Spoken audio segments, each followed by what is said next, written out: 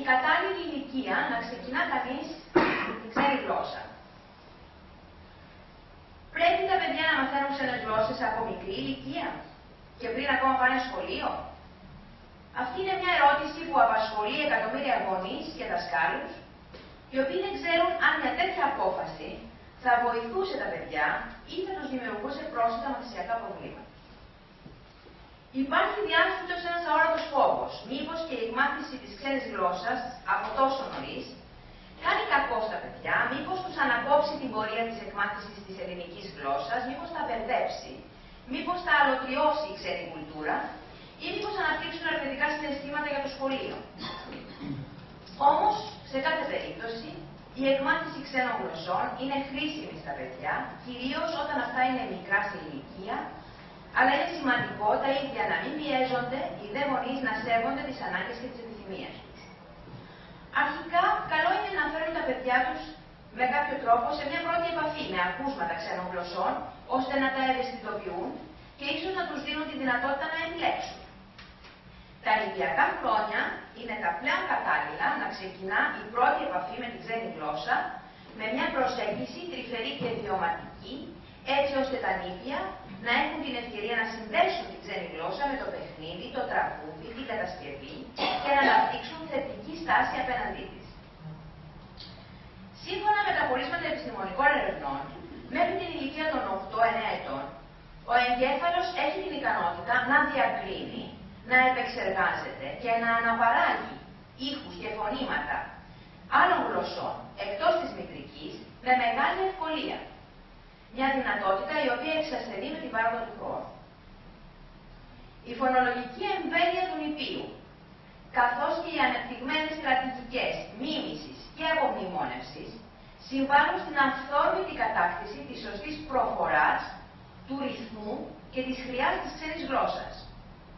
Όλα αυτά δύσκολα κατακτώνται σε μεγαλύτερες ηλικίες, όταν η ανάγκη για σύγκριση με τη μητρική γλώσσα, ο αναλυτικός τρόπος εκμάθησης και σκέψης, καθώς και οι αναστολές που δημιουργούνται στην περίοδο της εφηβείας, εμποδίζουν τη πιστή αναπαραγωγή ιδιόμορφων ήχων και ακουσμάτων της άλλης γλώσσας.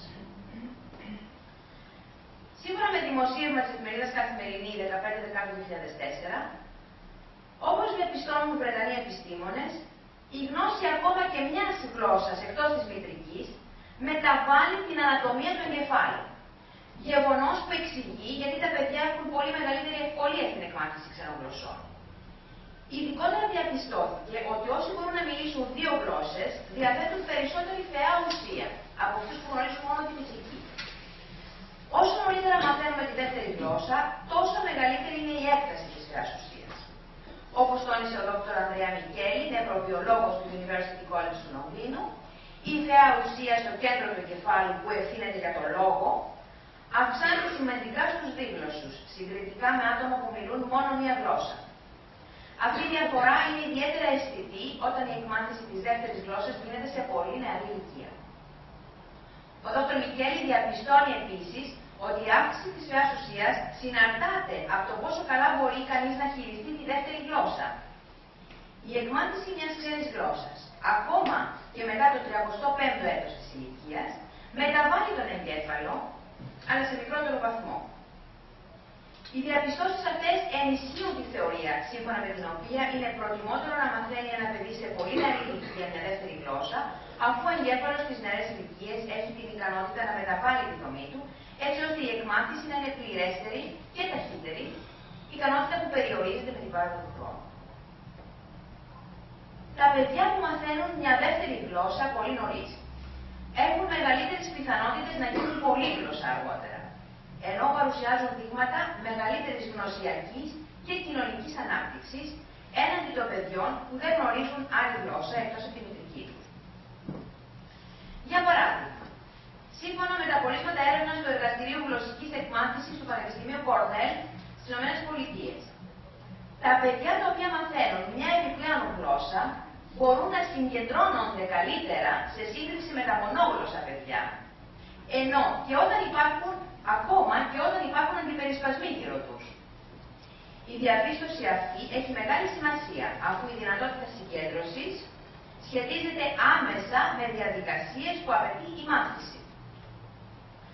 Αυτό και άλλα στοιχεία της έρευνας οδηγούν τους επιστήμονες του Κορνέλ να υποστηρίξουν πως τα γνωσιακά πλεονεκτήματα που απορρέουν από την πρώιμη εκμάθηση της δεύτερης γλώσσας συνεισφέρουν στη μεταγενέστερη επιτυχία των νέων στο σχολικό και το ακαδημαϊκό περιβάλλον. Μια διαφορετική γλώσσα είναι πρόκληση.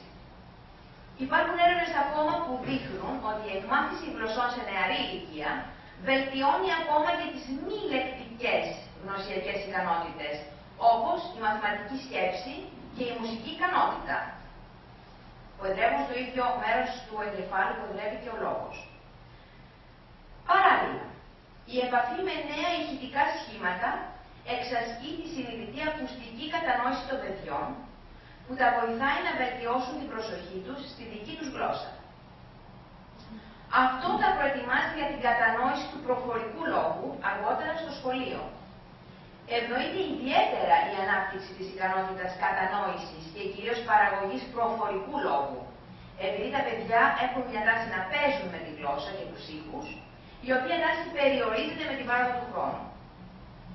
Και αυτό επειδή καθώς αναπτύσσονται οι νοητικές διεργασίες και μεταβάλλεται ο ψυχοσυναισθηματικός κόσμος των παιδιών, οι μεγαλύτεροι μαθητές διστάζουν ή ντρέπονται να υιοθετήσουν χαρακτηριστικά στοιχεία του προφορικού λόγου μιας ξένης γλώσσας.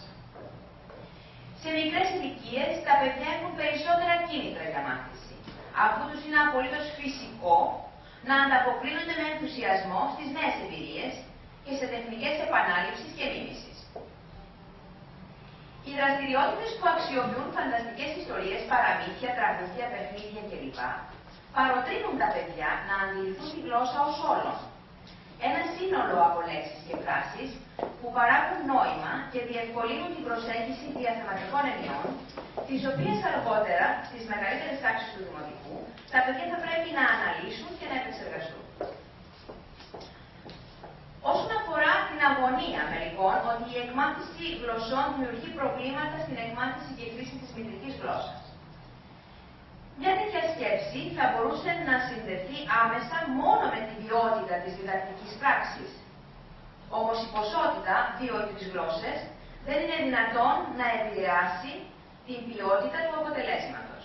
Αντίθετα, όπως αναφέρουν οι ειδικοί επιστήμονες, η εκμάθηση μιας γλώσσας μπορεί να διευκολύνει την κατάκτηση μιας άλλης. Ο ψυχολόγος Vygotsky απέδειξε ότι η μητρική και η ξένη γλώσσα είναι αλληλένδετες.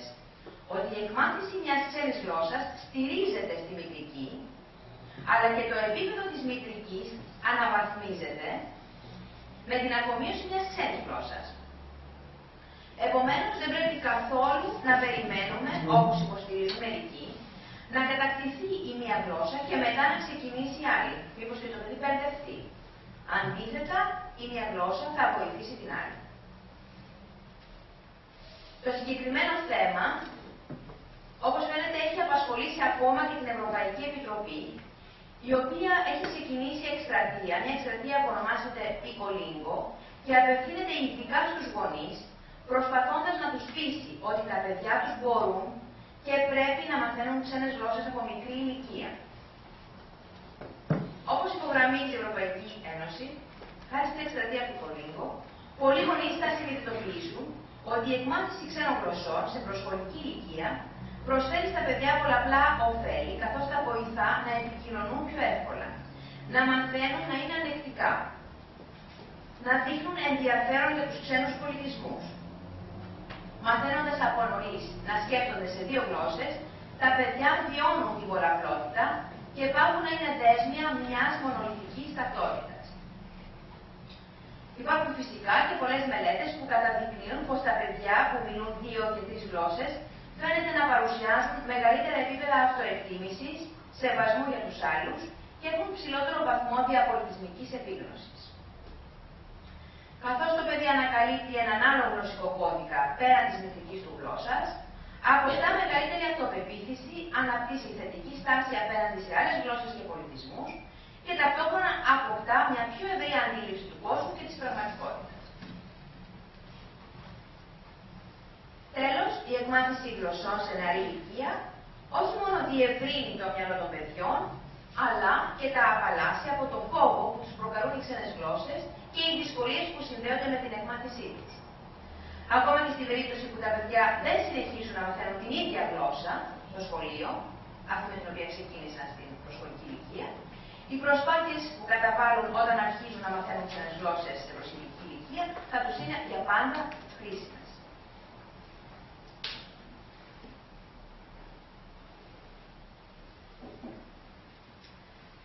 Σε πρακτικό επίπεδο, επιτρέψτε μου να διατυπώσω τις παρακάτω σκέψεις. Αν κάποιοι γονείς από εσάς είστε δίγλωσσοι, σε οποιαδήποτε γλώσσα, μην διστάσετε να μιλήσετε στο παιδί σας από πολύ νωρίς τη γλώσσα αυτή. Το κάθε φυσιολογικό παιδί, μέχρι 4-5 ετών, είναι ικανό να μάθει ταυτόχρονα χωρίς πρόβλημα 2 και 3 γλώσσες. Αν κάποια αλλοδαπή κυρία προσέχει το παιδί σας, είναι καλύτερο να του μιλήσει στη μητρική της γλώσσα, όποια και αν είναι αυτή, παρά σπασμένα ελληνικά. Θα είναι μεγάλο όφελος να κερδίσει το παιδί τη διγλωσσία μέσα από την καθημερινότητα.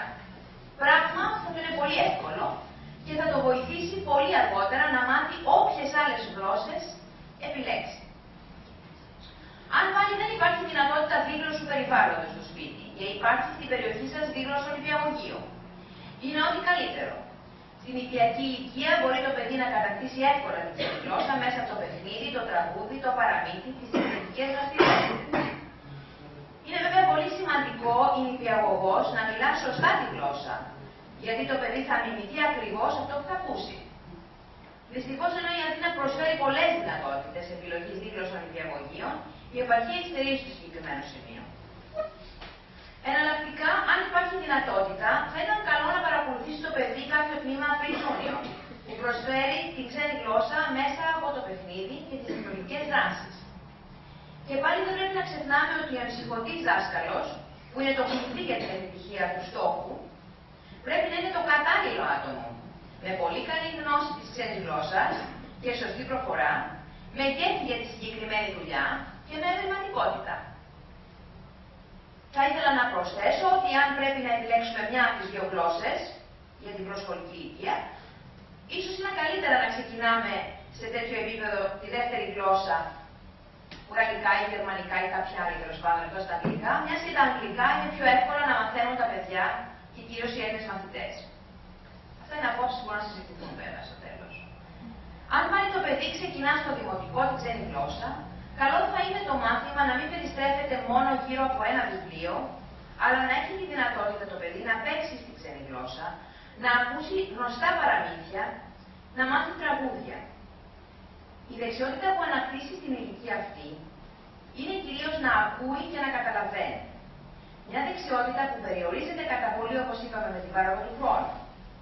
Γι' αυτό, καλό θα είναι να εκμεταλλευτούμε την ευκαιρία αυτή που προσφέρει στη συγκεκριμένη ηλικία και όχι να πιέζουμε τα παιδιά να μάθουν ρήματα απ' έξω, γραμματικά φαινόμενα και να χάνουμε χρόνο διδάσκοντας τα αυτά, τα οποία μπορούν να μάθουν αργότερα και μπορούν πιο εύκολα να αντιληφθούν σε μεγαλύτερη ηλικία.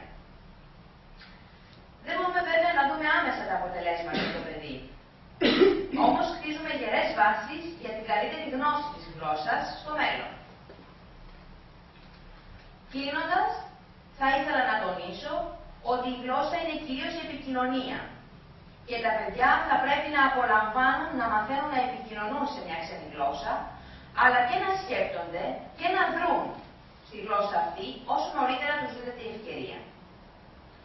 Στις σημερινές συνθήκες παγκοσμιοποίησης, με το επίπεδο της μετανάστευσης να αυξάνεται διαρκώς, η ικανότητα να χειρίζεται κανείς ξένες γλώσσες δεν είχε ποτέ μεγαλύτερη σημασία για τη διεύρυνση των επαγγελματικών και επιστημονικών δυνατοτήτων του ατόμου, αλλά και για την καλύτερη κοινωνική συνοχή και ισορροπία σε μια πολυπολιτισμική Ευρώπη. Ευχαριστώ πολύ.